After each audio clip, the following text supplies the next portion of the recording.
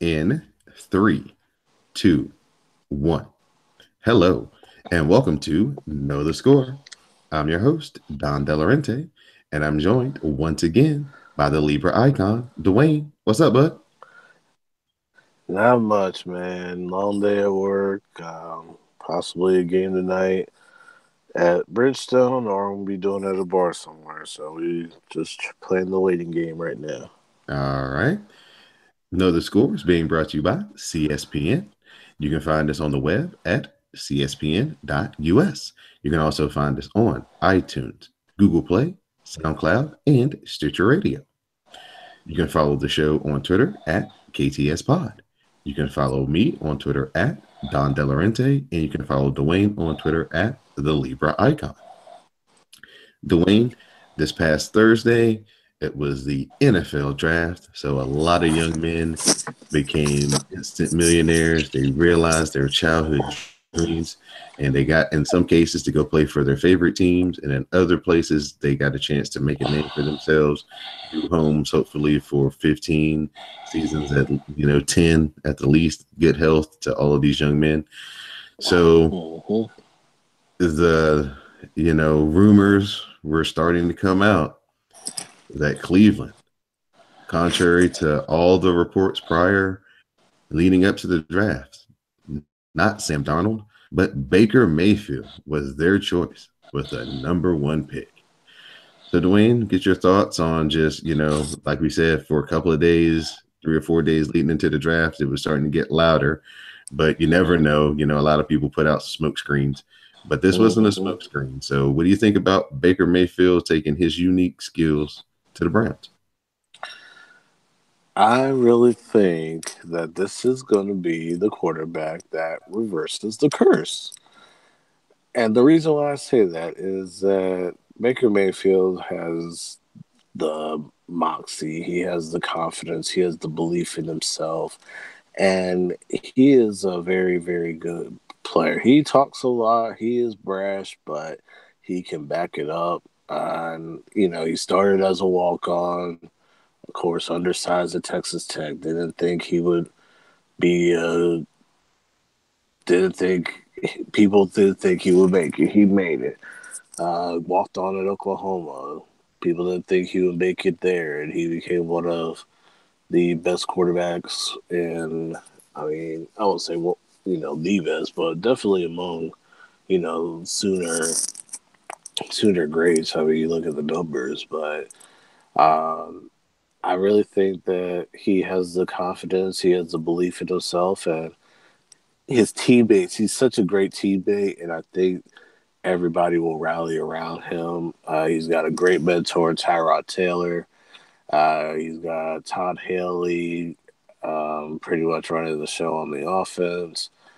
Hugh Jackson has pretty much said that he's handing over the offensive reins to Todd Haley. Hugh Jackson is a quarterback wizard, so I think that if I mean, with he had Deshaun Kaiser, and I mean, you can't turn shit to sugar. I mean, with everybody, but I think that with Baker Mayfield, he has what it takes to be a great quarterback. I believe that he will be a great quarterback when he gets the chance. He has proven himself on every level so far, and I just believe why not? Why not? Why can't he do it at the pro level? And probably this is going to be his biggest challenge. I mean, we know Cleveland is a black hole for quarterbacks, but I think this is where the buck stops. Yeah, he's probably the quarterback the Cleveland Browns have drafted with the most swag and just, inward confidence in himself since Bernie Kosar. Bernie Mm-hmm. Kosar was kind of a jerk. People didn't really like him, but he was really good in Cleveland, and he's probably their, best quarterback that they've had in the last 30 years at least. Right. So, yeah, Exactly. hopefully, that does, formulate up there in Cleveland because those folks that have suffered for so long and are so loyal. Joining Baker Mayfield with the fourth pick, the Browns selected Denzel Ward, cornerback from Ohio State. Now, this was maybe even a bigger shot than them getting Baker Mayfield because everybody just kind of assumed that Bradley Chubb would be, the next guy, or maybe even Saquon Barkley still. Well, he was off the board then, so Chubb would be the next best player if you're looking for just talent-wise evaluation. But they chose Denzel Ward from Ohio State to replace Joe Hayden. That was a weak part of their defense last year, was their secondary after he departed for Pittsburgh. So what do you think about Denzel Ward? That's a lot of pressure for a cornerback. We don't usually see cornerbacks go this high in the draft here lately. So just talk about Denzel Ward and how he fits in with the Browns. Well, I love Denzel Ward's story. I mean, he's from Northeast Ohio. He's from that area, Ohio State product, and he was actually the best defensive back in the draft. And looking back on it, and so when you look at what the things he can do on the field, and even Baker Mayfield was impressed by what he could do, because remember Oklahoma and Ohio State played each other, so Baker Mayfield knows his new teammate from what he saw in game film and vice versa, and I really think that it is a good fit for the Browns. This is a good replacement for Joe Hayden. I think he will be the shutdown corner that we'll be talking about in the next 3, 4, 5 years, maybe even sooner than that. Maybe he'll have a major impact already, especially, high pressure would be in that fourth pick, but I think he can live up to it. His father was a principal and one of a very popular figure in the area, in the Northeast Ohio area. He died suddenly, and he's very grounded, and I love the fact that during the pro day and his at the combine, he raised money for a scholarship fund in his dad's honor. So, great kid. I really want him to succeed, and I just think that Cleveland got too. I think John Dorsey did a good job. I don't think he whiffed on these picks at all, and we were very surprised with Baker Mayfield getting that first pick, and even more surprised with Denzel Ward. But I really don't think the Browns did a bad job. I think they did a lot better than the draft day movie. So, good job for Cleveland. And they also added running back from Georgia, Nick Chubb, in the second round. So yes, Nick Chubb and Duke Johnson. Think about that backfield. That is going to be a very nice tandem. And Tyrod Taylor is pretty much a third running back with the way he uses his legs. And so, great pick for the Browns and Nick Chubb. And can't wait to see him and Duke do damage in that backfield. All right. As we said before, the Giants selected Saquon Barkley at number 2. So they fill their running back hole that they've had for the last several seasons. Everybody would say that this is probably athletically the best athlete, best just pure talent in the draft. So the Giants fans have to be extremely happy with this selection. And we'll talk about the other New York team. We'll talk about these two teams together. The Jets got their quarterback of the future as they picked Sam Darnold at number 3. So, the Giants got their man. The Jets look like they got their man. Who do you think is going to be able to get their team back to prominence faster, Saquon or Sam Darnold? Probably Saquon. I mean, because you got Odell Beckham still. He's still a Giant. And so and as ineffective as he's been the last few seasons, I mean, you still got Eli Manning, even though he's getting up there in age, but I think Saquon will have the bigger impact on the between the two New York teams. Sam Darnold will be the quarterback of the future, but I don't think he's going to be and the Jets are going with Josh McCown already to start out the season, so Sam Darnold will probably get his shot in the season and take over from there eventually, but Josh McCown, he did have a decent season. I mean, don't get me wrong. The Jets remember we were pretty much talking about how much of a dumpster fire the Jets were, but they played a lot better than a lot of these teams in the AFC. So Sam Darnold's going to be the guy in the future, but um, Saquon Barkley will be the guy immediately having that instant impact for the Giants because, like you said, Don, they didn't have they have the running back from that they didn't have in the last several seasons, probably since Ahmad Bradshaw left the team and went to Indianapolis. All right, next up, Bradley Chubb. He's going to join Von Miller out in Denver as he was the 5th pick. I was kind of curious.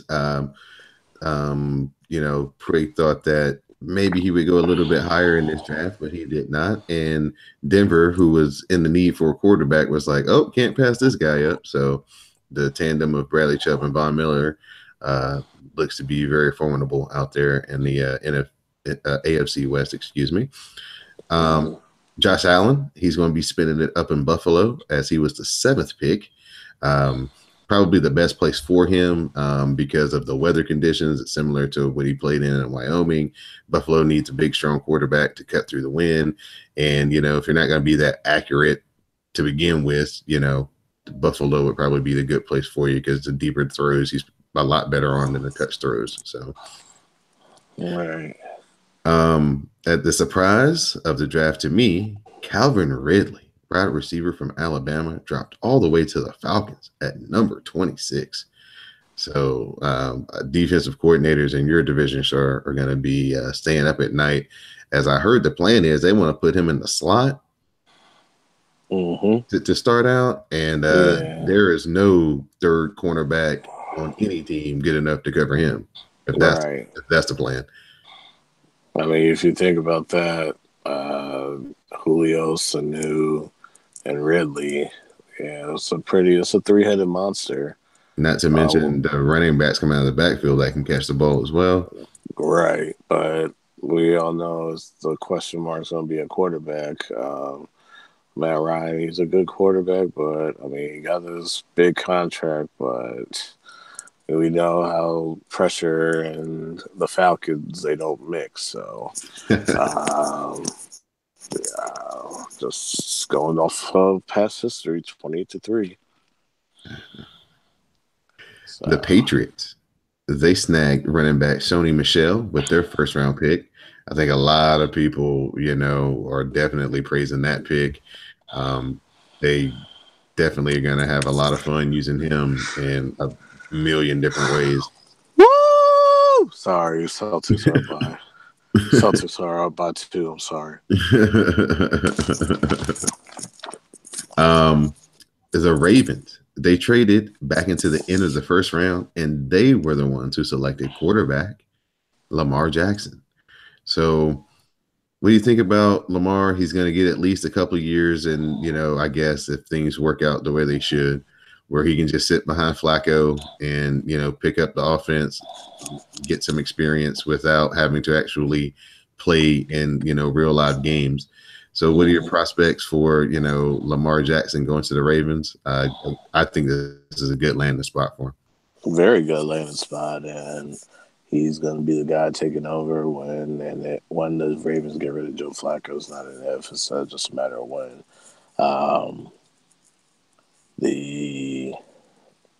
It's pretty much down to picking up the offense, learning the offense, and taking advantage of the opportunities when you do have them. And we may see Lamar Jackson sooner than we think. I mean, if Joe Flacco is extremely ineffective, there's no reason to keep him in, and no reason to have that 1st-round pick just sitting there waiting in the wings. So,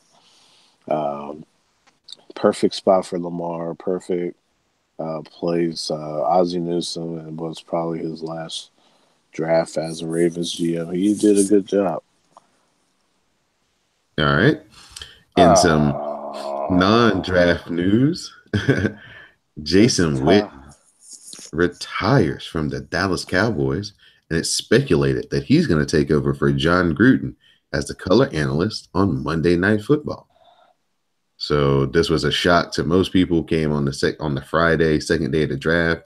Definitely changed Dallas's draft board for sure, because There was no type of warning that this was coming down.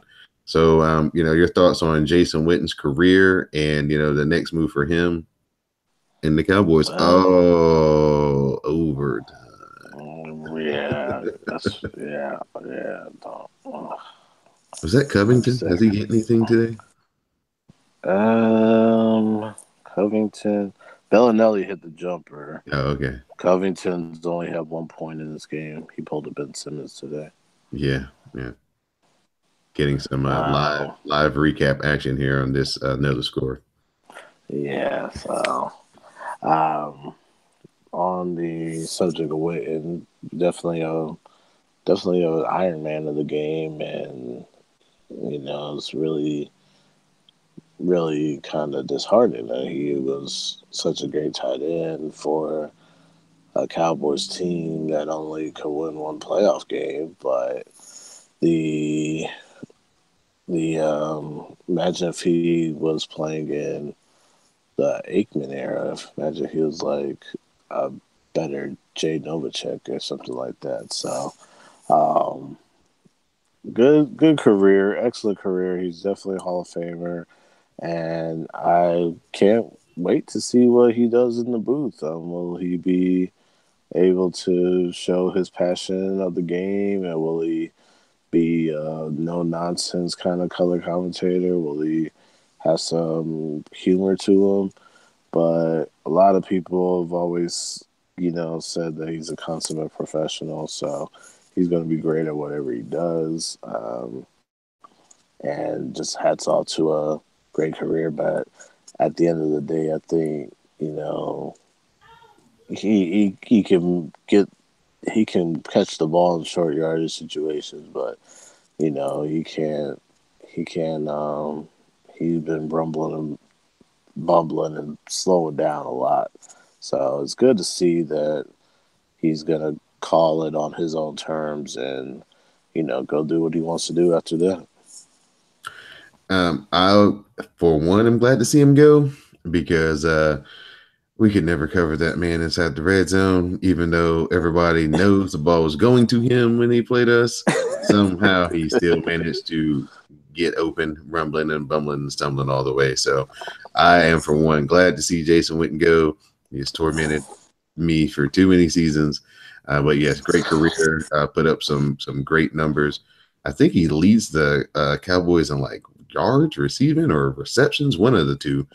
Both, I think. Yeah, I mean, he's got some pretty outstanding numbers for a tight end that you don't really see, held, those type of records held on most teams by a tight end. But that just tells like you said, how good he was at getting open and controlling the middle of the field. Mm-hmm. Our last bit of NFL news, Dwayne touched on it a little earlier. Matt Ryan signed a 5-year extension. It's going to pay him $30 million a season, and he gets $100 million guaranteed. He's the new highest paid player and quarterback in the league as he pushed past Kirk Cousins, who Kirk Cousins got to $28 million from the Vikings earlier this spring. So as you said, Matt Ryan's got stability. He's a great regular season quarterback. He's still looking for that ultimate success of winning the Super Bowl, but he's definitely solidified as one of the top 5 quarterbacks as far as, thought of anyway in the league by this contract. Yeah, Aaron Rodgers is just sitting there just waiting and waiting. I don't know if Green Bay has enough cheese in Wisconsin that what they're going to be paying Aaron Rodgers for season. They're going to have to get every single cheese truck, cow, everything, the Brinks truck, anything to keep Aaron Rodgers in Green Bay because, especially if somebody like Matt Ryan's driving up the price. So, it's Aaron Rodgers. Your payday is coming, and if it isn't going to come from Green Bay, somebody will shell it out for you. Definitely. This is another score. We are on the CSPN. You can find us on cspn.us. You can also find us on SoundCloud, Stitcher Radio, Google Play, and iTunes. I always forget iTunes for some reason. All right, next up, Dwayne, NHL playoffs. We've got some games pending after the recording is done. So we have the Capitals and Penguins, which are one of those games that are both tied at 2 here. The Penguins got up off the mat and got back into the series. It was an overtime win. The Capitals surprisingly sprinted out, had a 2-1 advantage, but Pittsburgh, a little bit of home cooking, kind of found their stride. So the best of 3 now between Ovechkin and Crosby. Basically, can Ovechkin finally slay the dragon? I know they've played so many times in the regular season, but I always like to say this is Ovechkin Crosby 4, since this is their 4th playoff series against one another. And you know how I always say the Toronto Raptors are on the prove it level down. Mm-hmm. The Washington Capitals for years have been on the prove it level. Even at one point, there's comparisons of Ovechkin to LeBron because he could not get out of the second round. At least LeBron has finally got out of the second round. Ovechkin has not, even after all this time. And the problem is he went from a coach that could not get out of the second round, Bruce Boudreau, to another coach that can't get out of the second round, Barry Trotz. So, yes, the Capitals raced out to a 2-1 lead. Pittsburgh, of course, played desperate at home, got the W they were needing, and they're up 1-0 right now in Washington as we speak, as we record this. So, right now, my confidence level in the Capitals is at pretty much negative levels at this point. They gotta just prove it and just prove me wrong. Like, even when you want to root for a guy like Ovechkin because he has put up some monster numbers over his career, but you just see it just wasting away. Like, and with the Capitals, how much are you gonna keep on investing until for second round exits? Like, you're getting one of the highest payrolls, you're getting a lot of President's trophies for second round exits and no Stanley Cups. You can't even get to the Eastern Conference Final. So at this point, I gotta stick with Crosby until things change. At this point, all right. The Tampa Bay Lightning lead the Boston Bruins 3-1 after an overtime victory in Game 4. The Lightning are just outskating them. They're just faster. They're relentless as far as putting pressure on the Bruins goalie. I mean, good gosh, it's almost like a 2-1 advantage in shots in the series through these 5 games or 4 games that they've played going into Game 5 here. So, can the Bruins, extend this out and try to get back in the series, or is this pretty much, the Lightning just a foregone conclusion and they're going to be in the Eastern Conference Final? Well, yeah, so pretty much the Lightning woke up after Game 1 when the Bruins won 6-2 in Game 1. And so after that 6-2 win, the Lightning is kind of just like something woke them up, and they've been, they scored 4 goals in each of the last 3 games, and they, like you said, they've been out playing the Bruins. The Bruins actually outshot the Lightning in Game 4. This was the only game where they outshot Tampa Bay, and it wasn't by much either. So, but like you said, the Lightning are just fast. They shoot the puck well. They play solid defense. They hit the forecheck really well, and they've really slowed down Boston's attack, because this Boston team that was in the first round against Toronto is definitely not the same team that's going up against the Tampa Bay Lightning. And the crazy thing about it is you really would have thought that this team would have, if you look at these 2 teams in the regular season, they were separated by a point. 1 point, but we see who's the superior team right now. And, Game 5 in Tampa Bay, I think they closed it out. Boston's really going to scrap a good game plan together. Tuukka Rask is not good in elimination games anyway, whether it's closing out the series, or trying to stay alive. He hasn't really been that good. So I want to go with Tampa Bay. I would love to see Boston go back to the Garden for Game 6, but it's a very long shot for that happening. All right. The Golden Knights, as they lead the Sharks 3-2 after a 5-3 win in Game 5. Now, a lot of people have an uneasy feeling about the Knights. They don't like the fact that they're so good in their first year. And I'm one of them. It looks like they're gonna have a chance to go to the Stanley Cup, as they have this, going back home to Game 6, or is that in San Jose? That's in San Jose. Okay, Game 6 is in San Jose, so they've got the Game 7 at home if needed. But good teams win these games on the road. So, what do you think? Besides the fact that you don't like how good they are, what do you think about their chances? They have a good chance. They do. But I'm riding with my team. My team says they're going to be back in Vegas on Tuesday, and I'm standing by them. So Game 6, San Jose they're going to turn up the tank. We're going to get this victory in Game 6. I mean, if you look at it, they were up 4-0. They were cruising. San Jose scored 3 goals to get back in it at 4-3.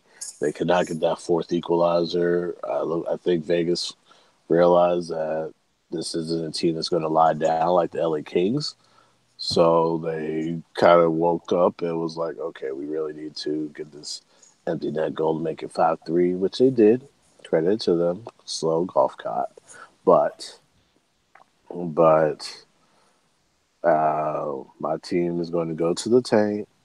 I think we got the momentum for Game 6. I think we will show up in Game 6 tomorrow night, and we will be back in Vegas for Game 7.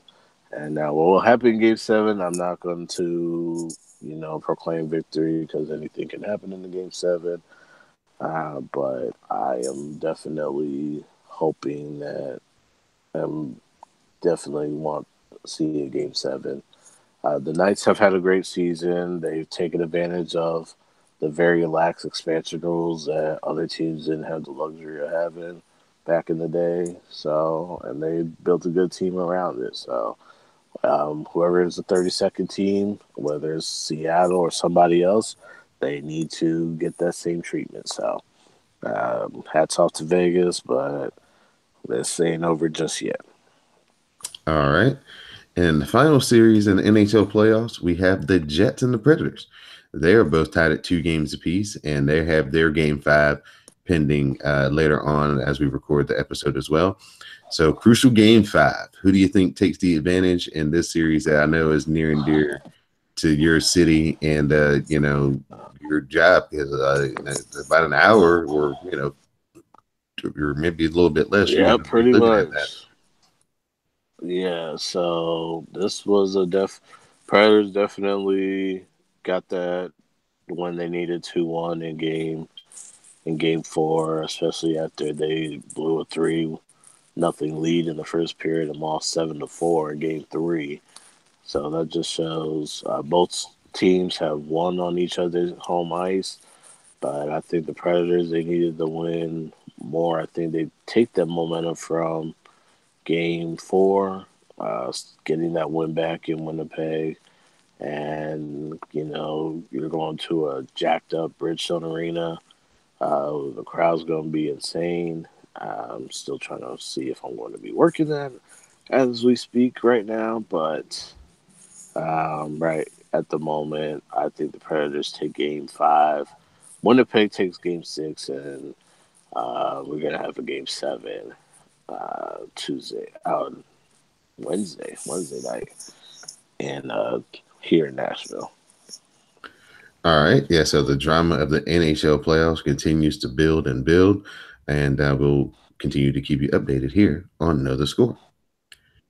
Just want to let you know that this week's show is being brought to you by the good people over at Amazon. Amazon.com has been down with the CSPN from day one, so please go over to CSPN.us, Click on the menu tab, scroll down, then click on the link that says support and keep the podcast free.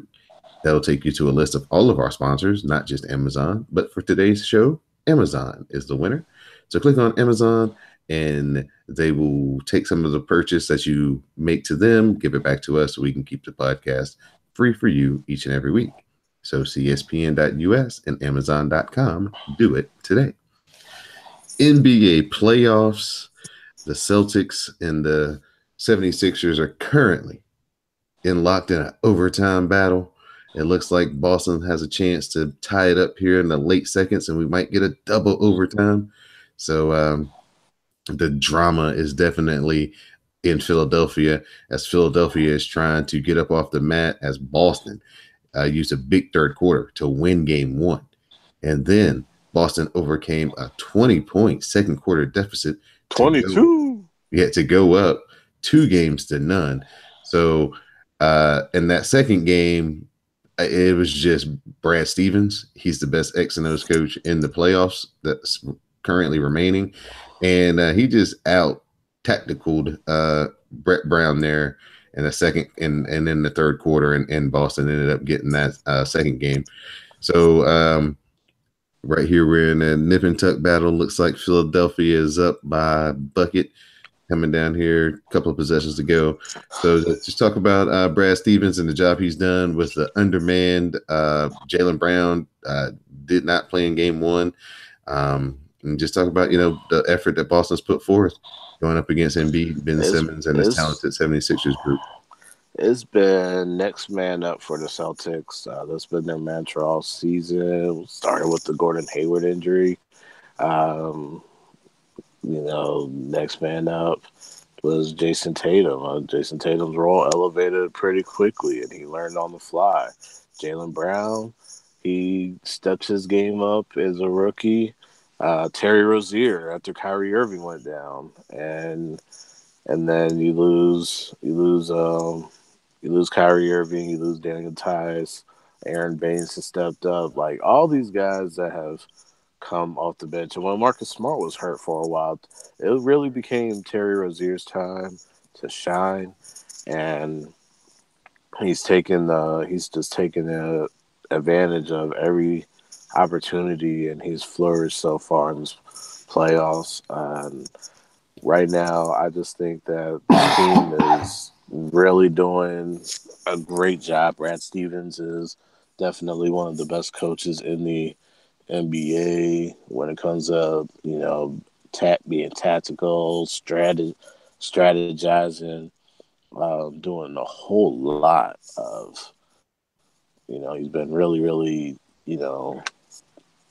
really great at doing what he's been doing. And don't get me wrong, I still think Brett Brown gets head coach of the year in Philadelphia with the job he's done with the Sixers. But those 2 games in Boston, he was clearly outcoached. And I think the Sixers, when, we started saying, hey, maybe this team could be the team to dethrone LeBron. But I think, their eyes kind of got a little bit wide as the lights got brighter, and then when, if you're looking in the light, you start to squint and you start to clam up a little bit. So, they got the nerves, got the best of them, but I think they're playing a really good game today in game 3 as we speak. It's still 98-97. I don't know. I'm just looking at the play-by-play. Boston couldn't get the ball inbound, so they had to take a timeout. Okay, so yeah. So right now, this is a good battle.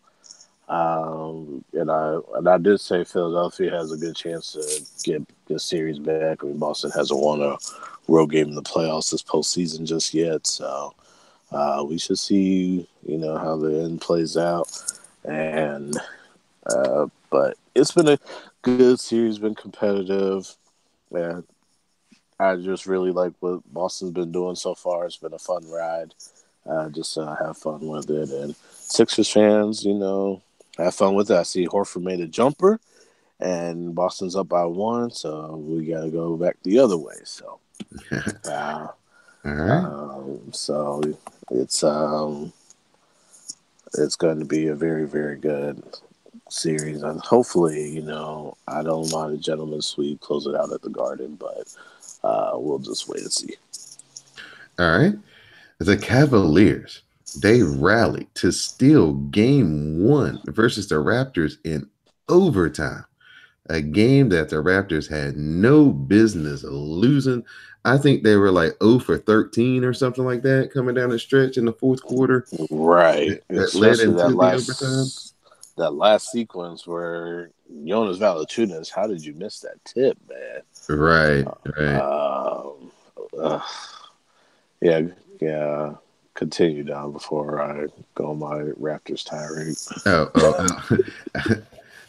Al Horford got basically a layup. They kind of inbounded it, like floated everybody above the line, and then isolated Al Horford in the paint and just dumped it right to him from the out of bounds. It's a really good play by Brad Stevens.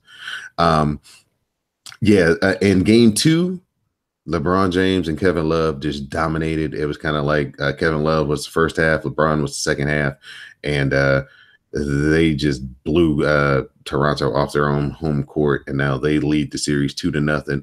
The series is shifting into Cleveland, and that game is about to start in just a little bit. So I thought in game two that Tyronn Lue worked over Dwayne Casey, and that is the reason why the Raptors have never beaten LeBron James in this series.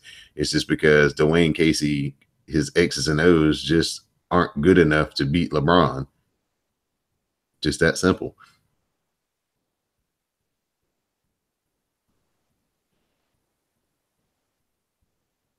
You muted, Dwayne, if you're talking to me, bud. Sorry. Okay.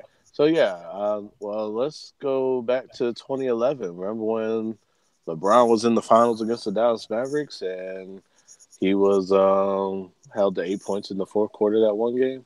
Yeah. You want to know? You want to know who the head coach, one of the assistants of that coach of the Mavericks, Dwayne Casey. Yeah. So ever since then, LeBron has figured Still it by out. Boston. Still by Boston. Woo! Okay, so because of Dwayne Casey, LeBron has even said, "Hey, if it wasn't for that 2011 Finals, I wouldn't be the player who I am today." So, uh, so ever since LeBron figured out Dwayne Casey hasn't had a counter strategy for LeBron, unfortunately, and the Raptors are paying for it. And every single year, the Raptors keep saying, "This is the year. This is our year. This is the team that's going to go to new heights and dethrone LeBron." And every single year, the Raptors go back to being the same old postseason Toronto Raptors. Just The team you can't count on. you cannot count on them, man. And even I mean, they beat the dysfunctional Wizards in six. Wall and Beal, they had it together in a couple of games, but for the most part of this season, the Wizards were a sideshow, and they had no business being in 6 games. But we kind of figured that because this is what the postseason Raptors do. Um, It is a and I final in just Boston, 101-98, and the Celtics hey now lead 3-0. 3-0. 3-0. All right. I got to tell my coworker, hey, you said Boston was going to go up 3-0. But they did. So awesome. Great job. Great job. Shout out to the Celtics. I wanted to say, though, it's still the best of seven at the end of the day.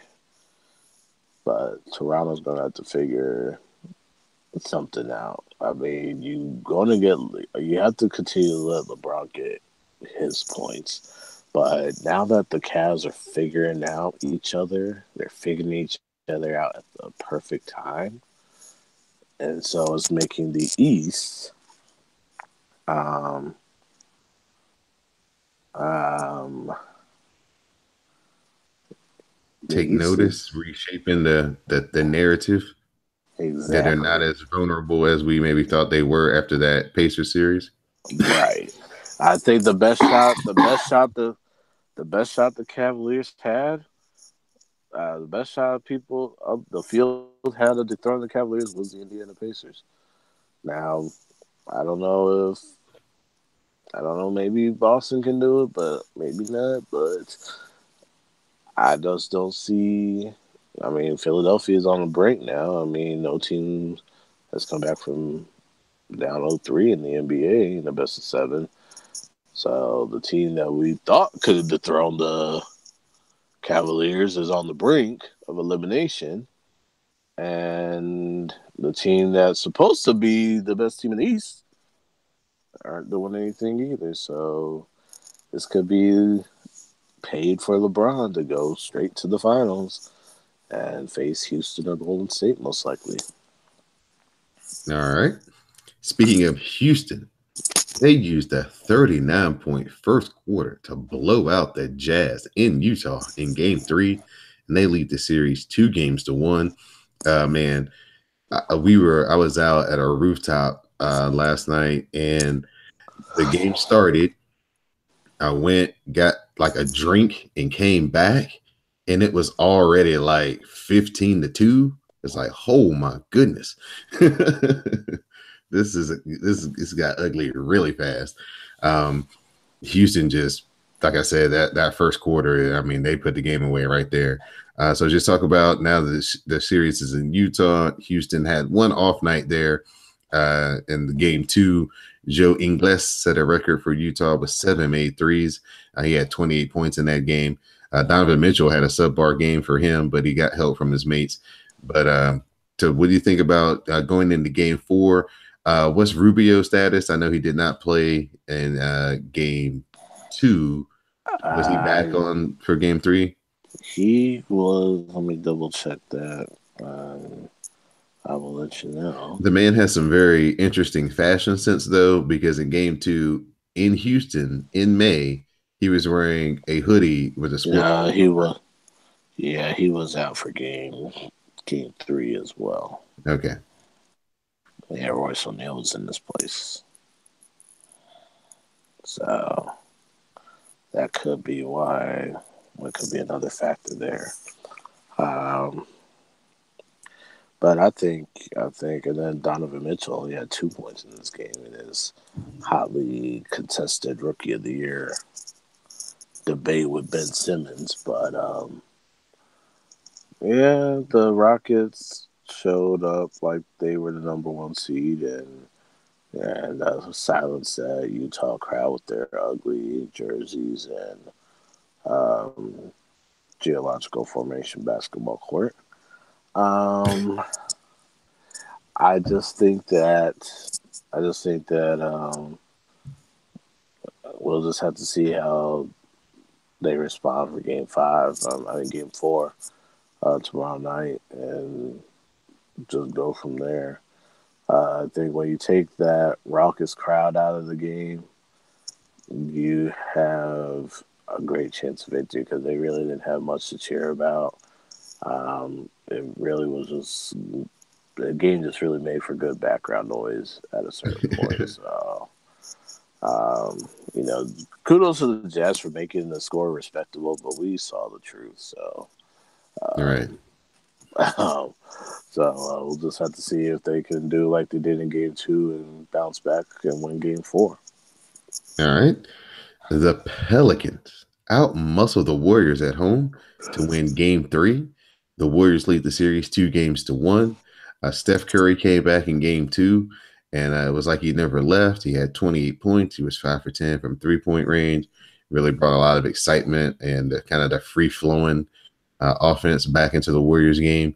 But that was not the case here in game 3, as Anthony Davis realized that, he's the biggest, strongest player on the court, and he just parked out in front of the rim when Golden State had an off night shooting, so it allowed for him to have a lot of chances to sprint right down to the front of the rim and get a lot of dunks.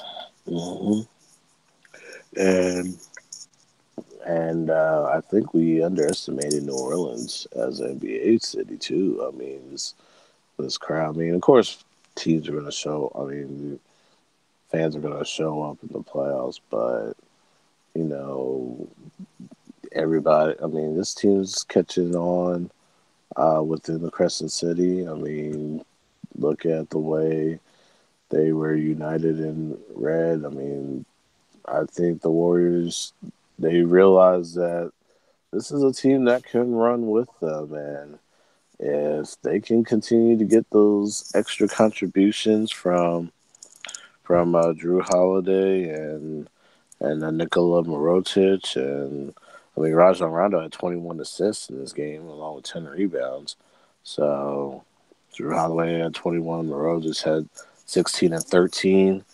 Um, Ian Clark had 18 off the bench. I mean, you get contribution like that from all over the place, you have a great chance. And so New Orleans can, I think New Orleans can possibly get game four. I mean, they're going to be on, and you said this would be the perfect place for Anthony Davis to be on the national stage. He will be on the national stage. I think this is one of the first times we will actually see New Orleans on the national stage for basketball on Sunday afternoon when they play Golden State for Game 4. Yeah, it'll be definitely the first time since the Chris Paul era. Definitely the first time since they've been officially the Pelicans and not the Hornets that they were for that little time when Chris Paul first came. So yeah, we'll see how this continues to play out. The Pelicans are playing at a neck breaking pace. They're getting the ball. They're doing the old D'Antoni where they're getting the ball to half court in like 4 seconds. And they're kind of like at the free throw line or at the 3-point line with like 20 on the shot clock. And I mean, Golden State just scored. So, it's really one of the things that, most teams are afraid to run with the Warriors, but the Pelicans are trying to outrun them. And it definitely worked in Game 3. Right. And I think, I'm sorry. Oh, no, I think even after Game 1, even though the Warriors blew them out in Game 1, Clay and Dre both were like, oh, man, we tired. Like, this team is not San Antonio. San Antonio's one of those methodical teams, and this Pelicans team, they can show they can run right along with them. So that's what makes it going to be very interesting. And I think now that, you get that familiarity going on and you got that 6-man behind you, I think New Orleans can get out of the Big Easy with 2 wins in an even series. Right. Yeah, that'll definitely be a lot interesting when we go back to Golden State if this series is tied up at 2-2 for that crucial Game 5. And in some NBA news, David Fizdale turned down the Phoenix Suns and he agreed to become the new head coach of the New York Knicks. So Fizdale, who longtime assistant for the Miami Heat, got a job with the Grizzlies, got a season, 2 seasons, got to the playoffs. It was in the midst of a struggling season. Had some disagreements, they say, with gosh, why is his name blanking? Big man, Marc Gasol, and in the struggle, Marc Gasol won and David Fizdale lost, so he was removed in the early part of this season. He had been on ESPN, kind of, running out the course of this season. So what are your prospects, David Fizdale, getting back in a second chance to become a head coach with the Knicks, Porzingis coming off of ACL. They're still trying to find their answer at point guard and other places. So is this going to be another quick washout for Fizdale, or is he going to actually maybe be able to turn this situation into something?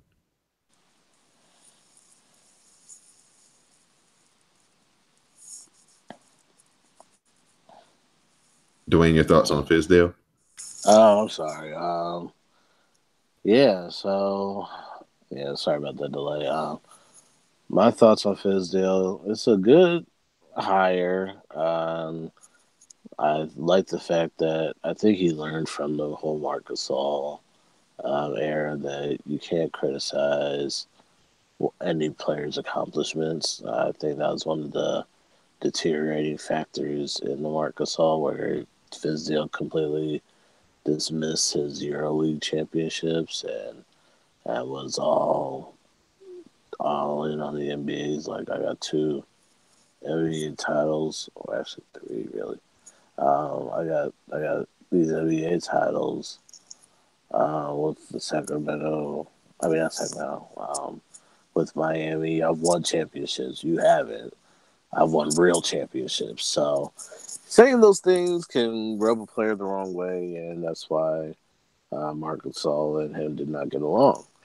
And so now you got to make sure you satisfy and keep Kristaps Porzingis happy. That's your top priority because you do not want to lose a 7'3" Latvian unicorn to free agency. And so you can always restrict the free agency, but I wouldn't. I wouldn't do it. So at the end of the day, Fizdale's a good hire for the Knicks, but if they're going to try to get LeBron, which is a long shot, of course, they're going to have to shed some cap room and seeing what they can do from there. All right. Because, yeah. Yeah, I just think that they just gotta get them. They gotta get a young player. I mean, it's hard to turn around in the NBA without getting one of those top 3 lottery picks. I mean, to be honest with you, if you get like 4 and 5 or 6, you got to get you somebody that turns into like Steph. You know what I'm saying? Where they don't necessarily project it when you draft them, but then you get them and they're better than they are. If you're not in that top 3 of the lottery, so it's going to be interesting to see what they do at the draft, and of course, like you said, free agency. They've always they appear like they're going to be a big player, but they never get anybody that's a big name. So we'll see how this works out this time. All right. So at this point, we're going to turn it over to Dwayne for his shout outs, thank yous, and final thoughts. Shout out, as always, to the listeners. I can't do it without you. Thank you for having me, CSPN, as always. Shout out to you, Don. Shout out to Jamal. Shout out to Jesse Nabias, as always. Backlash this Sunday. Shout out to the WrestleCast. My final thoughts is going to be on the Carolina Panthers. So they just let go of their defensive back coach because of alleged misconduct in the workplace, sending inappropriate emails, and then at this point, it's kind of like with all the stuff that's gone on with the big cat Jerry Richardson, why would you put yourself in a position to, get caught up in this mess? And so they got rid. Curtis Fuller, the defensive back coach of the Panthers, resigned, stemming from workplace misconduct. I believe it was a good move to resign because you would have probably got swiftly kicked out. But we as men, we had to do better. We had to, treat our women as equals in the workplace. Learn to keep our, words to learn to keep our words professional. Learn to behave professionally around women as men, and especially me personally as a black man, I want to make sure black women are taken care of and treated, with the utmost respect. And, we can't keep having bad examples of this. So, we have to do better. And even myself, I say this every day. I always want to try to find ways to do better, be better as a person. And that's all I got to say about that. Let's just really, as men, and especially for black men, let's just be better in treating our women the right way. Yes, definitely a great message this week, Dwayne. In your final thoughts, I agree with you 100% in everything that you just stated.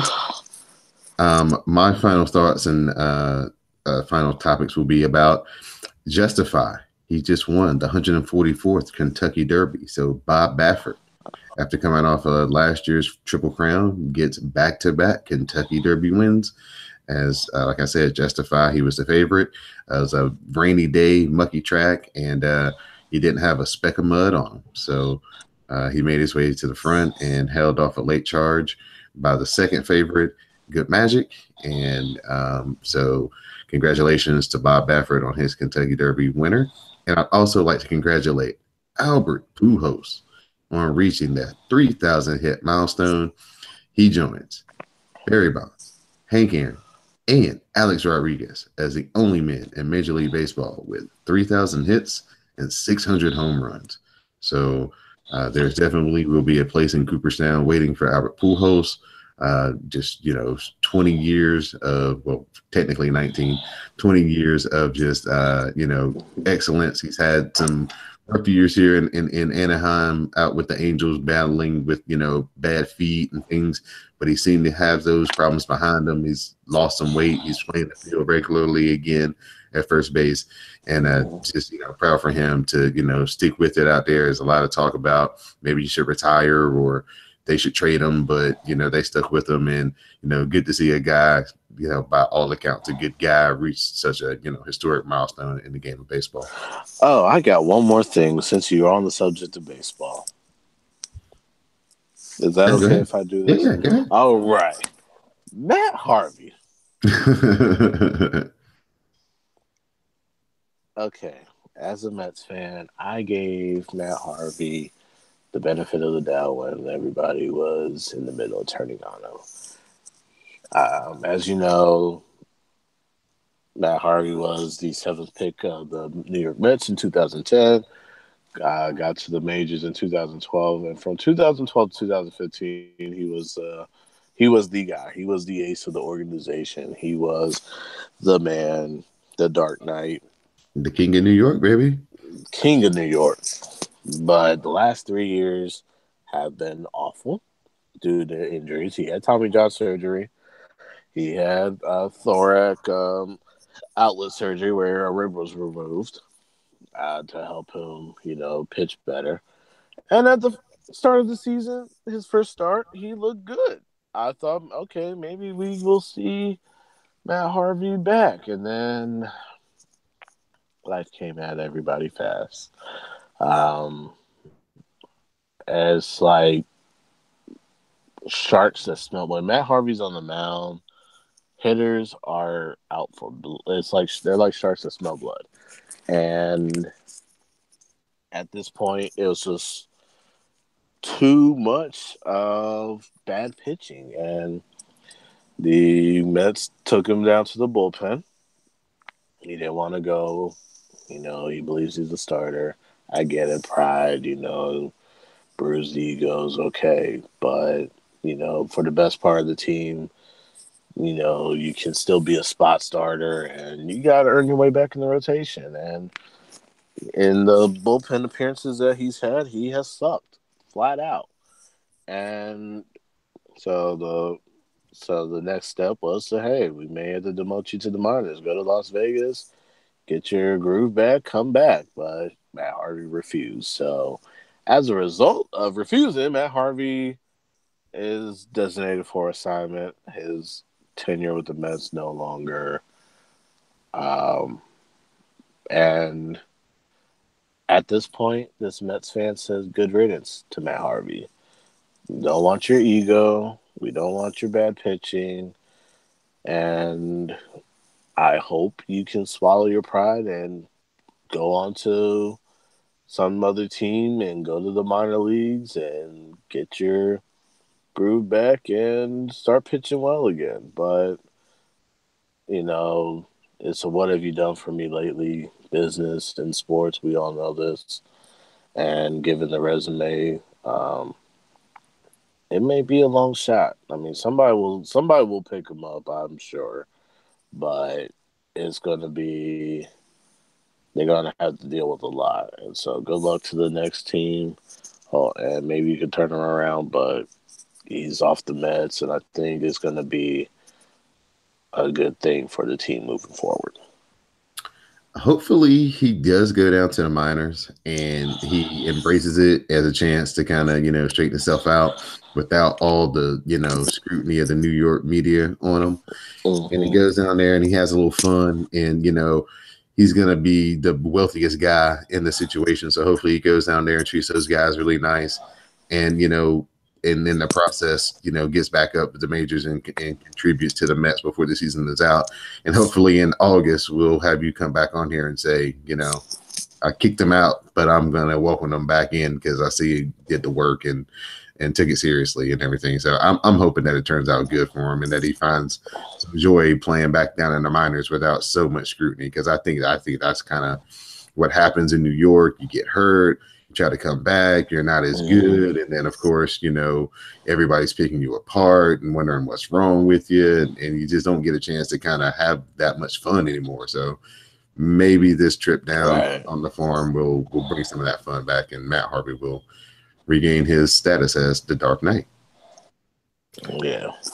So on that note, for my co-host, Dwayne, the Libra icon, I'm Don Delarente, and now you know the score.